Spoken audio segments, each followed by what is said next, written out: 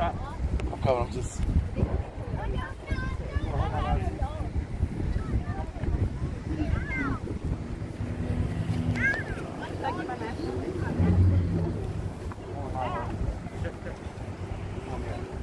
Check.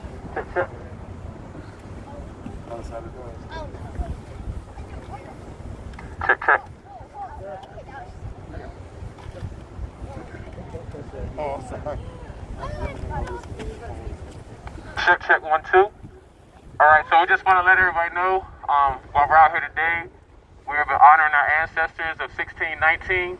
This is where the first Africans were brought to America. So right now we'll be having a ceremony that's pretty much viral, and we'll be honoring the ancestors who first started this journey here in 1619, starting us to where we are today as Africans in America.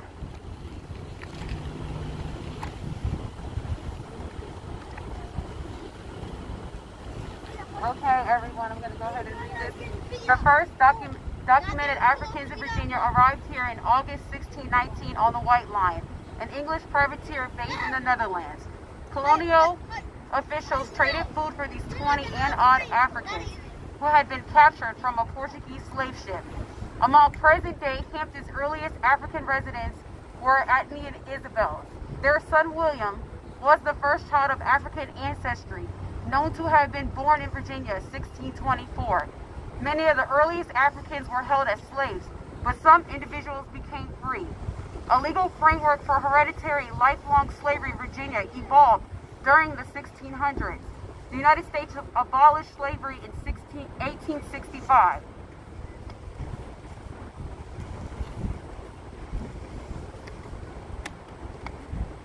Thank you. So we do believe that to start the end of the racism, to start the end of what is known as the plague of being black in America, we feel like we have to start directly where the roots started. This is where our pain started. This is where our ancestors' journey started. And to think about it, we were brought across these waters in 1619, not knowing where we were coming to, not knowing why we were coming here. And here we are in 2021, still fighting for equality, still fighting for justice, still fighting for justice for Xavier Hill, still fighting for justice for DeMario Joyner, still fighting for justice for Matthew Rushins, still fighting for justice for Chant Turner, still fighting for justice for India Kager, still fighting for justice for William Chapman, still fighting for justice for Ty Gregory. And unfortunately, this list continues to go on. We are not free. The Constitution was not written for us. The Constitution was written to keep us enslaved. So across these waters we came, and right in the street of Yorktown, the Confederate soldiers fired on U.S. troops to make sure that we remained slaves. But thankfully, just like Donald Trump, they lost. We are no longer slaves, but we do still have a long road ahead of us. We are still mistreated. We are still oppressed. We are still met with genocide. We are still met with gerrymandering. We are still met with mass incarceration.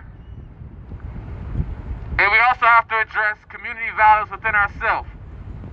But again, that comes back to mental health and having resources and the means to get out of where we are. So we will not blame ourselves for the situation that was put upon us, bringing us to a land that we never asked to be for in the first place. We will continue to fight for our freedom. We will continue to honor our ancestors. We can only thank God that we don't have dogs sicked on us and hose sprayed on us. We can only thank God that we don't have hammers and nails placed on our teeth, knocking our teeth out if we say something out of line. We can thank God we aren't turned upside down and castrated by our private parts. We can thank God there's no longer a gun line.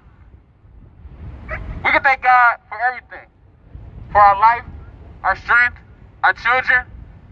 But until all of us are free, none of us are free. So with that being said, again, we are here to honor our ancestors make sure they know we have not forgotten them. We have not forgotten where the journey began. And with all powers of the ancestors and everybody above, we will be where it ends. This will be the last generation.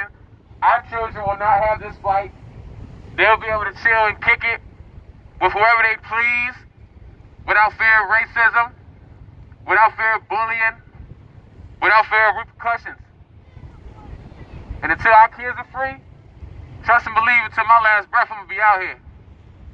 So with that being said, we'll be honorarily releasing the doves. For those who are not familiar with the situation with the ceremonial dove release, is traditionally done honoring the Father, the Son, and the Holy Spirit, and having your families go. But today, we do have a different symbolization. The first set of doves will be representing our ancestors who came here in 1619, who ascended well before us. The second set of doves will be our ancestors that got us through the civil rights movement of the 60s.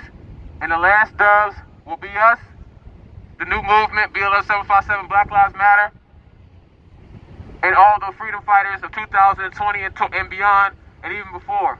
We've been on this journey since 2017, coming up on our 5th year. With the support of the community, we will continue to grow. We will continue to make change. We will continue to get results for every story and every situation that we are fighting for. So, without further ado, I'd like to, with this first dove, this will be our ancestors of 1619. We thank you all for your sacrifice, and we could have a brief 10 seconds of silence, and at the end of that, we'll release our first dove.